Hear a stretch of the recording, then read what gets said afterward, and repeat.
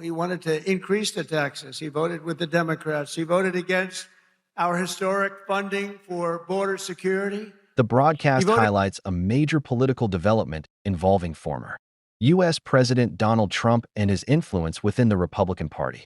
At the center of the discussion is Trump's strong criticism of Kentucky Congressman Thomas Massie. During the segment, hosts and analysts describe Trump's statement calling Massie the worst Republican congressman ever, a comment that signals a serious political rift between the former president and the long-serving, libertarian-leaning lawmaker. Watch this video till the end and tell me in the comments if you agree or disagree. He voted against tax cuts for seniors. He voted against tax cuts for overtime workers. And he voted against tax cuts for earners, tip earners. No, he wanted to increase the taxes. He voted with the Democrats. He voted against our historic funding for border security. He voted against border security, where we took the worst border in the history of our country, made it the best border in the history of our country in 2.5 months. Tonight's Red Hot video, President Trump is bringing the heat to Kentucky ahead of the state's primary elections in the coming weeks. The president visited the district of Congressman Thomas Massie, who is running to keep his seat and had some choice words for him. But Trump has other plans. He's recently endorsed his primary opponent, Ed Gallerin. President Trump posting on his social media earlier, I predict that Representative Thomas Massie will go down as the worst Republican congressman in the long and fabled history of the United States Congress. Even worse than crazy Liz Cheney, crying Adam Kinzinger, and Marjorie Taylor Brown. Guys, he does not mince words, ever, really. And I think this race is one of those I've had an eye on. Massie's district demographically is very interesting. It sits on that border of Ohio, very rural district, a lot of Catholics in that district. But he's obviously there tonight trying to go against Massie. But I think there's some people on the right specifically that are very pro-Massie. But also you see with the president, he's very disappointed at him, I think, over the war in Iran specifically, plus the Epstein files in the coming months. There's been a fallout there. And he mentioned Marjorie Taylor Greene. I think there's some correlation there. I mean, Terry, what are you seeing with this? Look, I think President Trump's been doing a great job. And I think that congressmen like this that are constantly voting against you, they're going to annoy a president that's in power that has an agenda. Right. But I want to get this over with so that we can get Trump to Wisconsin. You know, these rallies that he holds, they're so important. It's a way for him to get re-energized. He loves going to those rallies. Way for him to, basically, these are large focus groups for him.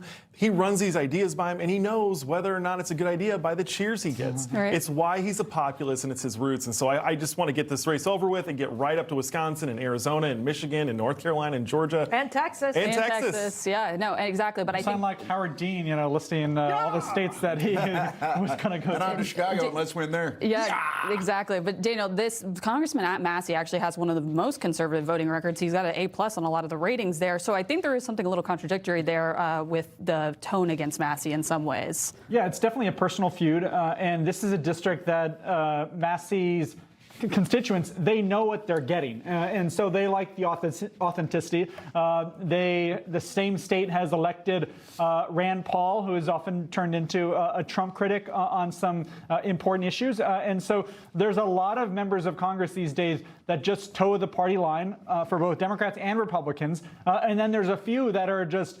ideologically they stick to their guns, and Massie is one of them. So this may be a little harder for Trump to dislodge than someone like Liz Cheney, who used to be a top Trump ally before turning against him. Right. Well, Marcy, he's been working with Democrats with the Epstein files, and I think that's kind of where the line started to show. Of course, we saw this with the bombing on Iran last year a little bit too. I mean, what do you think was the breaking point with this? Well, he's been critical of the president for quite some time, and I think for President Trump, that whole thing of disloyalty, that's when he draws a line and he's like, we're going to take you down. So my question will be, you know, how much money will MAGA Inc. spend in this race? You know, this is a primary race, so this is about getting the Republicans out, getting your grassroots efforts out, getting the MAGA people to come out to go against Massie. And these congressional races are tricky, like you mentioned, Daniel, because they like to have the familiar faces. But I do think that Massie is beatable. And also with the MAGA Inc., it's like...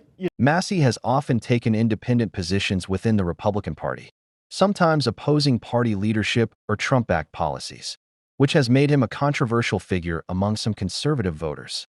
The program also emphasizes Trump's endorsement of Ed Gallerin in the Kentucky race. Political endorsements from high-profile figures like Trump can significantly influence primary elections, especially among Republican voters who remain strongly supportive of him. By backing Galrain, Trump is effectively encouraging voters to challenge Massie's position in Congress. Throughout the broadcast, the hosts and guests analyze what this means for the broader political landscape. They suggest that the Kentucky primary could become a key test of Trump's continuing influence over the Republican Party. If Trump-backed candidates succeed, it reinforces his role as a kingmaker within the party. On the other hand, if incumbents like Massie maintain strong support despite Trump's criticism, it may reveal limits to that influence. The segment also places the story within a wider political context, listing other national topics in the show's rundown such as geopolitical tensions, policy debates, and domestic political controversies, illustrating how the Kentucky race fits into the larger political conversation happening across the United States. And remember, subscribe to the channel and turn on the notification bell so you never miss a video.